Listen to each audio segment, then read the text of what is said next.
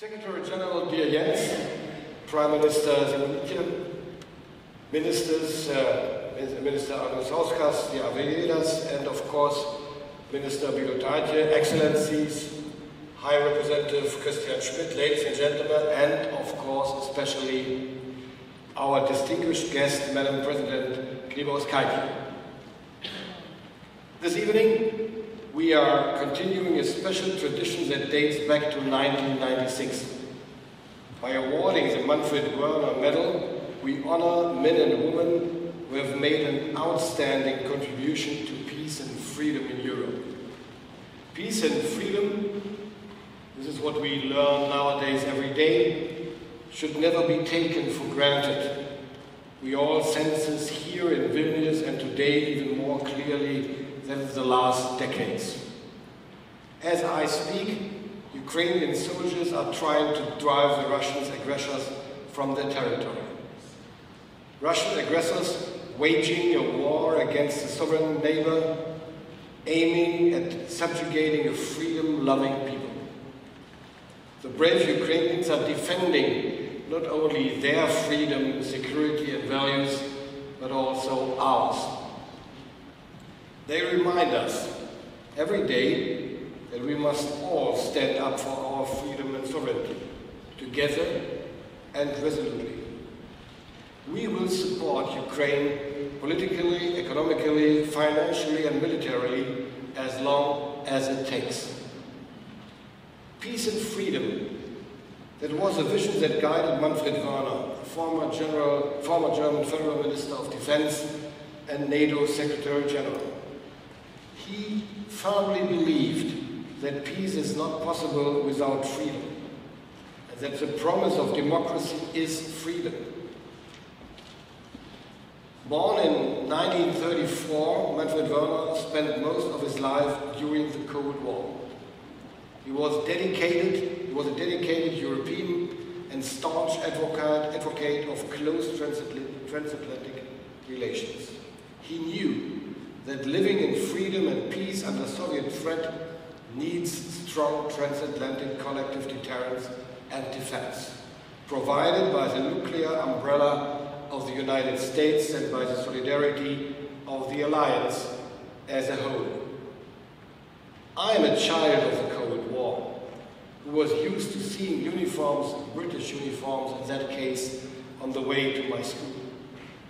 Back then, West Germany was NATO's eastern flank. At our borders, we faced the Eastern Bloc under Soviet hegemonic rule and heavily armed. Today, Lithuania is part of NATO eastern flank. The people here enjoy full protection of NATO's deterrence and defense. At the same time, we fully understand what it means to be NATO's eastern flank, being particularly exposed to the threat of a revanchist power ready to pursue its hegemonic goals by force. Dear Madam President, dear Dalia Grybauskaitė, early on, you had a clear understanding of what Putin is capable of and what drives him. You yourself grew up in the Soviet Union during the Cold War and, like so many Lithuanians, suffered under Soviet oppression. Today, Lithuanians' geographic environment with the Russian Oblast of Kaliningrad on one side and Lukashenko's Belarus on the other poses a specific challenge to maintaining credible deterrence and defense. After Russia's annexation of Crimea and invasion of eastern Ukraine, you, as your country's president, were quick to act. In 2014, you reintroduced compulsory military service in Lithuania, and you doubled Lithuanian military and defense spending, because you knew your country's freedom and sovereignty is at stake. But also Germany was quick to act. In the framework of assurance measures that we developed together and decided at the NATO summit in Wales in 2014 for the entire eastern flank. The German-led battle group in Lithuania is only one of the examples to mention here.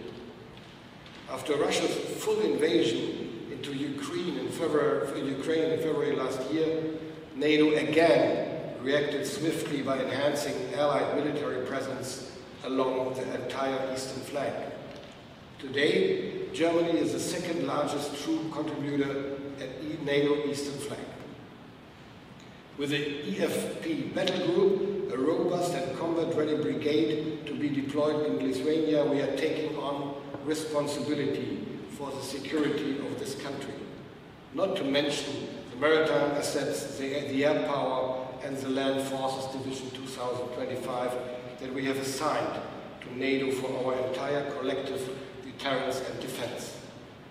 We have sent the clear message that we are ready and determined, if necessary, to defend every last inch of our alliance territory. Let me emphasize once again, the security of Lithuania is also Germany's security. And we will continue to demonstrate our commitment and resolve. For example, with the joint exercises Griffin Storm, where I was today able to see for myself how willing and able our men and women are to further enhance our operational readiness. Ladies and gentlemen, with the Manfred-Wörner Medal, we honor people who, under difficult conditions, are making or have made exceptional contributions to peace in Europe, who stand up for our common values and principles, and who are role models and inspire others. This especially applies to you, Madam President. You are not only a far-sighted and courageous personality who led your country through difficult times with a great sense of responsibility. You also served as a role model who inspires other people. In 2009, when Lithuania was hit particularly hard by the economic crisis, you decided to reduce your own salary. A remarkable move. In Germany, we call that leading by example. Europe and the world definitely need more role models like you, whose daily lives also reflect the values they champion. Ladies and gentlemen, dear Madam President, in 2 weeks, the NATO summit will take place in this beautiful city of Vilnius. And from here, we will send a strong signal of our unity and resolve towards Russia and around the world.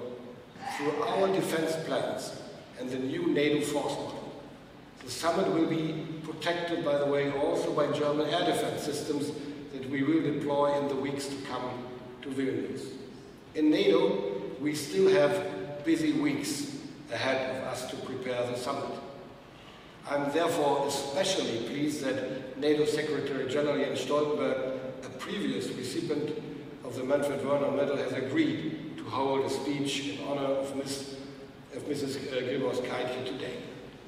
As you all know, Jens Stoltenberg has led the alliance through troubled waters for the past 9 years already, so successfully that many allies would like to see him continue this breathtaking job in the case we can't agree to another candidate.